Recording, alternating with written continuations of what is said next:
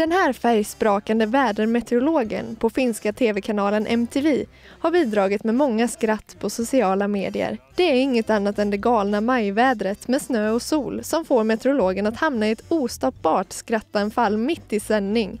Och man kan ju inget annat än att instämma. Päivä päivältä vähän lämpenee. Huomenna mennään jo laajalti yli 5 asteen.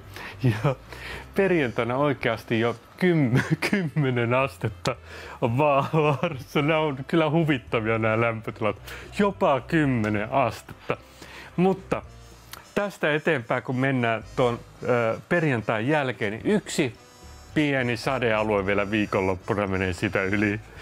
Ja siinä voi tulla lunta vaan keskiosaa, mutta sen jälkeen lämpöinen.